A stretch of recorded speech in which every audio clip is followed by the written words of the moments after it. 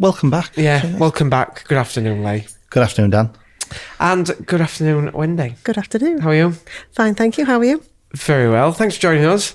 We're here on this... Thank you for accommodating us. Oh, yeah. Firstly. We're here at yours. We're here at your college. It's our absolute pleasure. It's been quite an eventful day today with lots of visitors in, so it's really exciting to see the college so active.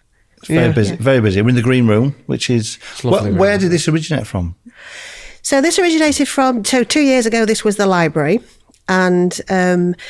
the previous principal and myself, my role was deputy principal at the time, we set about creating the heart of the college, a place that would be the central sort of focus for students, and lots of things would happen within it. So we worked with James Blockwood from ID Architects, that you're very aware of James. He's brilliant. And he came in and created these different diverse spaces, which was it's called the bridge because we look at the bridge as a hybrid between college and university or employment. So we created diverse spaces that kind of presented themselves to students in different ways. So this is quite a relaxed atmosphere. It's quite a quiet, sort of thought productive. The colour scheme as well is supposed to be very sort of instrumental in sort of that thought process. Upstairs, it's a little bit more busy. The coffee, the relaxed feel, because quite often in the workplace now, you'll find that more informal environment where colleagues will just sit and chat. Gone are the days of so many formal meetings and things like that. So our students, it's important that they get their academic tuition, but they also get those life experiences. So really introducing them to the way and the different environments within the world of work is so important, because I think students nowadays, they don't just want to be inspired into a career, they want to know what it's going to be like, how they're going to be treated as employees. They're quite sort of, they have high ambitions around employability, our students, which is fantastic. So it's just a case of showing them what the world can be like, and for them to choose an environment for learning that meets their needs and their expectations. There's a Costa. A what? There's a Costa. There's a Costa. I love it. It is. I had do you remember the Clicks? Like coffee, that plastic cup to drop it. That was what my sixth form was. Oh, college was just, it's changed so much, hasn't it? It's amazing. Honestly. We've learned so much. I want to come back. Yeah. You have to ask permission. No, she said no. Only for podcast purposes. We're full, yeah. Yeah, not to be educated. It's just as a guest. Yeah, just as an entertainer, maybe. Yeah. You do some amazing things here, but I'm interested to know what you did before education. What was your, how did you get into it? So I do not come from an education background at all. So for the first part of my career, I worked 20 years in construction. So I always wanted to be in the police force, but I didn't get into the police force because I got type 1 diabetes. So I won a very prestigious place in the London Police Cadets, and a week before I was due to start, I got type 1 diabetes. And so they ditched me, basically. Couldn't do that as a career. I was absolutely mortified. So I ended up going into construction, literally because Mum said, you need to get yourself to this big employer down the road. It's a job for life, because people used to use that term, didn't they? Jobs for life. Yeah. So I worked there for 20 years and I qualified as an accountant there, became a group finance director, and the organisation was 400 million. And then we were taken over by a bigger organisation, Balfour Beatty, and that had a turnover of 7.5 billion. And we went from a very family orientated business to one that was a big global giant. And a lot of us felt we didn't feel a connection anymore. So I moved on and I went to work for a charity. So that was a conservation charity in Doncaster. So I worked there for about 6 years. And decided at that point, my partner was working away. He was in renewable energy, so he was often on the other side of the world. And I remember being in London, and I was going to an event at number 10. Basically, it was a social impact event, and I was in the black taxi going to number 10. And my mum was phoning me to say our son Nathan, who was 10 at the time, was trying to do his maths homework, and she couldn't get him through his maths homework. So he was crying. She was getting fractious on the phone, and I was trying to sort of articulate over the phone how to do it. So I went home that night and I rang my partner and I just said, I don't know why we're doing this anymore. You're on the other side of the world. I'm in Doncaster and in London most of the week, and our son at age 10 is growing up without his parents, really. So I retired at that point. And Nathan was just about to go into secondary school, so we had the whole of the summer together, and I thought I'd be there to support him. We had a great summer. He went to secondary school on the first day, and by the next morning, he didn't want me anymore. He wanted to go to the bus stop by himself. He'd got new friends. And I thought, what am I going to do now, sort of thing. So gut wrenching. Yeah, it was one of those moments, and I thought, I'm not quite on the scrap heap. So I saw this tiny advert 9 years ago in the Grimsby Evening Telegraph, looking for teachers to teach adults different skills. So I signed up and I said, I can teach accountancy. So I did 2 weeks teaching adults accountancy, and the then principal came over and said, our finance director is leaving. Would you like to join the college as finance director? I said, no, I've done the executive thing. I want to be at home for my son. Des was still away. So I said no, and they kind of wore me down after 2 weeks. I agreed to come as finance director whilst I found them another finance director on a permanent position. But we couldn't find anybody. Nobody wanted to come to the college. So I ended up staying, and so I started off as finance director, then became assistant principal for corporate services and finance, then vice principal, then deputy principal, then interim principal, and then principal. So considering I didn't come from an education background at all, it's quite a unique story, I think. It's nice to show that there's roots into education. Do you know what I did think you were going to say, that when you said about you looked in the local press, that you were gonna get a job at your son's school just to be near him. Imagine that third day you were there. He wouldn't have stayed, I don't think, if I'd done that. Definitely changed schools. But I think the thing is with education, so there's all different layers of education. If you think about primary and secondary school, it runs very differently to FE, to a sixth form college. And however you look at it, so it's not a negative not to come from an educational background, not to be a qualified teacher, because we need to be really clear here. This is a business. This is a business that can go into liquidation like any other business. Our product is education. So we're creating an education environment and learning culture, which is absolutely what it needs to be. But every component part is so important. And I think those are the skills that I bring that contributed to the success of the college. So the space that we talked about here, this is quite unusual. This used to be a traditional library. And we said this needs to be different. I remember when I joined the college, I'd set myself 2 objectives. As I walked to the front of the college, there was lots of yellow, horrible, rusty buses pulling up at the front of the college, and students were getting off. I looked at these buses and I thought, oh God, I'd be so embarrassed getting off that bus as a 16-year-old. I probably won't get on it in the first place. It wasn't branded as Franklin. It was a little bit like it was a bit of a dirty secret. We were dropping the students off around the corner so that they didn't actually get associated with the college. Yeah. And then the covered courtyard was another one. So if you look at our buses now, they're all disability compliance. That's great for inclusivity. They're branded. Our brand is stronger. And I take great pride seeing 12 buses leave the car park at the end of the day.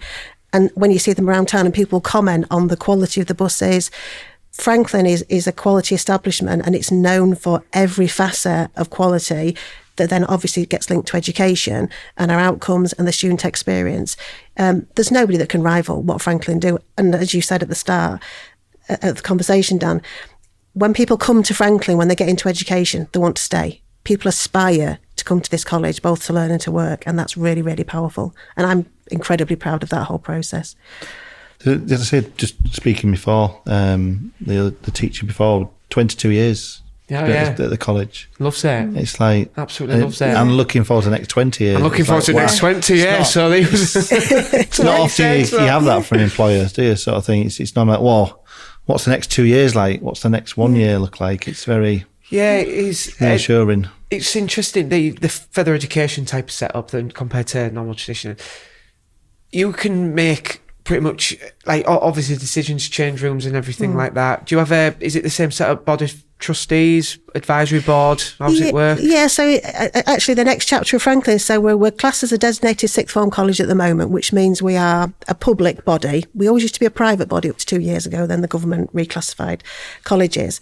So we had a lot more freedom back then. We could borrow money, we could sort of expand as we required. There was capital funding available to us, but we kind of worked to a different set of rules, which gave us lots and lots of autonomy, which gave us the autonomy to really push the development of the college beyond normal expectations for education, and think we've really grasped that. We're going through a process at the moment to become an academy. So we're only the second college in England to be awarded an empty MAT status. So we're going to be a multi-academy trust with only one entity in it, which will be Franklin. So we get all the benefits of the academisation, and we achieve that through the DFE listening to our place in the community. So the number of partners we work with, the amount of outreach work we do with schools, and I know you spoke to Stephen Logan earlier, and you'll have spoken to other stakeholders, and the event today with the immersive event with Liz as well. Those are the things that we do every single day. So our place in the community is pivotal. And as we look to the qualification gaps of adults in Grimsby and the local area, it's quite lower than the national average. So adults with a level 2 qualifications, that's your GCSEs, in this area it's 7.2% less than the national average. When you get to an A-level qualification, it's 15% less than the national average. When you get to a HE qualification, a degree, it's 20%. So 1 in 5 adults in the local area haven't got that level of qualification. And yet when you look around the Humber and all the economic opportunities that are coming our way, they're all for highly skilled individuals.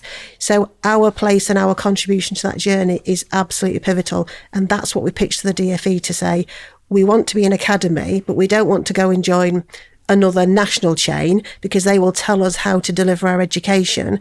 When we know how to deliver it, we're passionate about it. We just need to be given the status, the credibility, the additional resources to do more of what we do and work in partnership to protect all the other post-16 providers, because we've got to work in collaboration. We can't meet that deficit gap for skills on our own.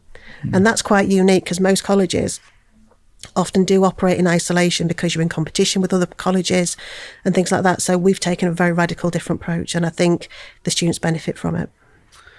Yeah, hugely. That was a lot to take in for you, wasn't it? What's that? That was a lot to take in for you. It was a lot to take in. It was really good though. Obviously your work involved, you've been involved around. When I told him where it was, he couldn't believe it. I couldn't believe it, to be fair. From Liz, I'm like, where was it? I didn't know if we were going to the, it was at the other place, wasn't it? The Grimsby Institute. Yeah. Yeah. So then Franklin College, I texted him and went, you won't believe this. He pretty much lived here for 3 years. You've more or less rebuilt us, haven't you? Yeah, pretty much inside to out, yeah. We're like the Bionic College for you, aren't we?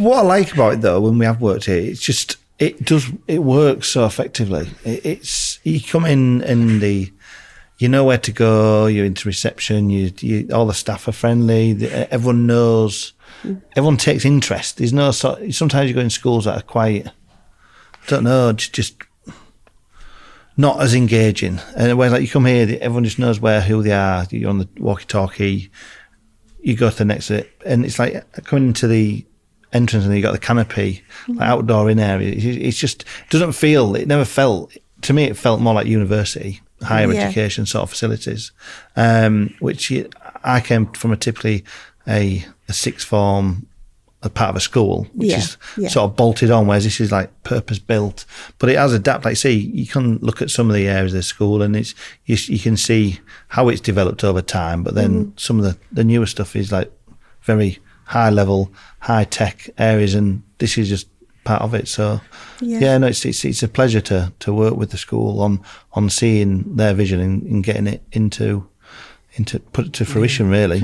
Currently, like they got a new lecture hall and 8 classrooms. We've got the new build, so that'll be the new entrance to the college, and we've got the lecture space, which we're desperately in need of, and then new classrooms as well. So the lecture space will allow us to invite, because I've said to all of the schools in the local area, it's not just our space, it's your space as well. So if you want to hold some sort of an event or a day, or you want a workshop or some sort of immersive experience at college, you can just book that space. There's no charge, just it's yours to use as well. And they can't believe that, because normally they don't go out anywhere. They're short of space themselves. And when they come here, I think our students and our staff make people feel so welcome. I mean, between our students and our staff, there are 2,700 unique individuals at this college, and we celebrate each and every one of their individual attributes and the potential that they bring. It's With with education, because obviously you've worked in construction. That's our background. We're from construction. We understand that. And businesses that are run outside of education, there's always goals, targets. Let's get to this. With education, is the mission to just keep providing the best opportunity? Do you have a long-term goal? Or how do you do that within education? Because is there one, or is the goal to just keep providing the best experience you can every day? Yeah, so our vision, and it's really simple, it's to provide the best possible life chances for our community. And we chose community rather than student because we've got adult learners in the hub next door, we've got level 2 learners, and we've got level 3 learners. Lots of colleges will have one particular stream of learners, and they will stick to that stream unless you get to the big GFEs like Grimsby Institute around the corner. So we're quite unique. I think that vision is backed up by our values. So one of our values is around inclusivity, being respectful to ourselves, each other, and everything around us. And I think in terms of that vision, as long as we can remain inclusive, we're very aware of the environment, the community in which Franklin sits. So we have students coming everywhere from Alford through to Barton and Scunthorpe next year. So we have a really big, wide catchment area. Some of our students get on the buses at 7 o'clock in the morning and they travel an hour and a half to get to college because this is a destination for students. They want to come to Franklin because they know this is a stepping stone. They're with us for a relatively short amount of time, and then they're going to be able to access an exciting future. So I think as long as we can deliver the outstanding education that we do deliver, and it was great last year when we were recognised by Ofsted in doing that, as long as we can continue to do that and we actually achieve the outcomes that students want, and outcomes can be very different. It's not all about going to Oxford or Cambridge. It could just be about, getting a sustainable job, and I could be the only person in my family that's got a job, a long-term job. I think that's our place in the community, understanding our community, meeting the needs, working in collaboration and partnership, and not leaving anybody behind. And I think we do that so well. Yeah. We're really, really proud of everything that we do. It's a great answer. An hour and a half to commute. I know. That's madness. People won't even do that for a job. No, people won't do that. People wouldn't do that for a job. Not a chance. That's 45 minutes. No interest. But now 45. Is that a Franklin bus that picks them up as well? It's not local. It's not. No. So all of our buses are we outsource our buses, but they're all Franklin buses. So we run 12 buses, including Scunthorpe now. But Alford, Louth. How big is that? You capture area? Well, so we go into Lincolnshire, North East Lincolnshire and North Lincolnshire. So as I say, we're all the way over to sort of just short of Lincoln, Alford down south. So Alford is sort of near to Skegness. Yeah. We don't actually have we don't pick up students from Skegness because that's just too far. Is that John Spenloff sort of? Yeah, a little bit further on before, from there, but you've got Summercoats and places like that. By the time you're getting into that territory, you're probably nearer to places like Boston, which has a college as well, than Franklin. But people want to come to Franklin. Last year, it was a great year, but it was also a really emotional year. We had to close our doors to applicants coming in last year. So we anticipated and planned for 1,950 students, and we had to close the doors at 2,150 because we just couldn't accommodate any more students. And unfortunately, we probably turned away about 200 students. So the new build, although there's some challenges over the delivery of it, will be absolutely pivotal. So nobody wants to turn students away. I had a family, and it was a female student, and the family came to see me because they'd seen other staff and Dad was getting a little bit irate. And I said, what do you want to do to this girl? And she said, I want to be a pharmacist. So I said, all of our science classes are full, as is maths. So I said, I can't get you in. And Dad said, well, what have you got? So I said, well, I think we've got, I think it was Spanish, and I think it was music and performing arts. He said, she'll do that. I said, but then she's not going to be a pharmacist. And he said, it doesn't matter. She needs to come to this college. She'll learn the stuff she needs to learn, but she needs this experience. Yeah. And that wasn't untypical of last year. And that's great because it shows the measure of this college. But we have an obligation to meet the academic needs of these students, which is why we've responded with the new build. You don't appreciate till you have children the impact of like being in a school you want to be at, and whether that's from primary, secondary, and even getting up to colleges. It's so vital, isn't it? In people's requirements to do it. It's the feeling you carry.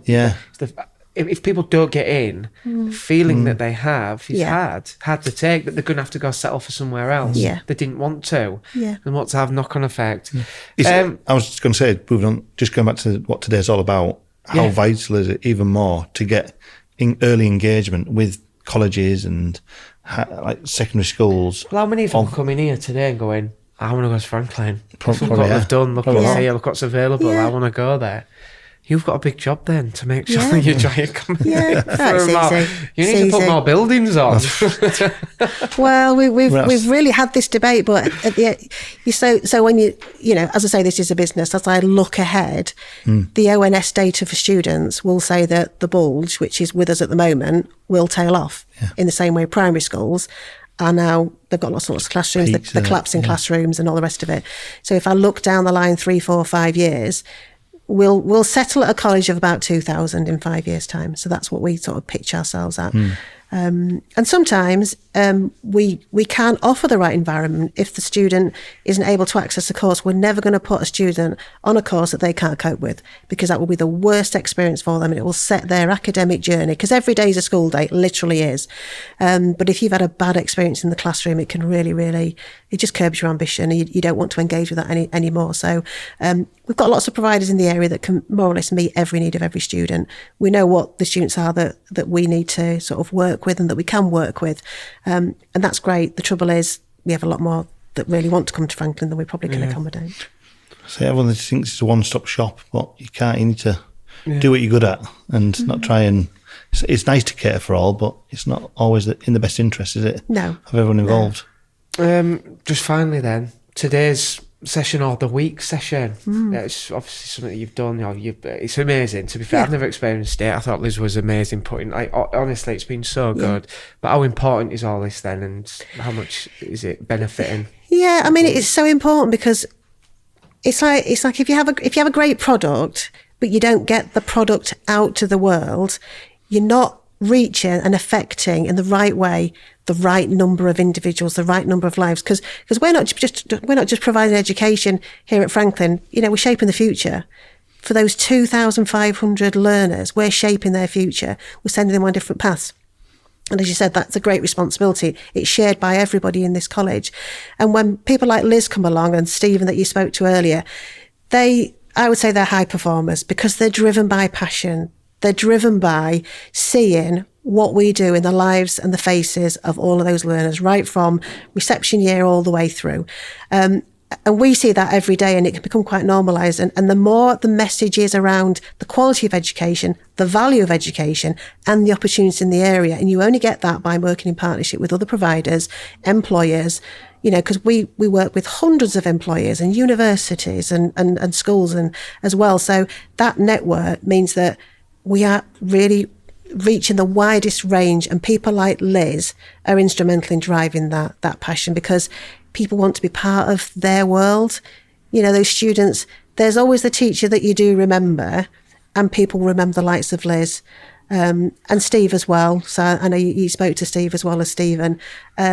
You just want to be around them. Yeah. They're infectious, aren't they? And I think that's a wonderful feeling. And if we can create that every day, which we try to, I think we're doing our job, really. I think Steve was pretty comfortable on this stuff. Oh, Steve he was. He absolutely. You're going to run it. You're going to run the shows. Yeah. That's a lovely way to end that. Thank you so much. Thanks for coming on. Really appreciate your time. No, thank you.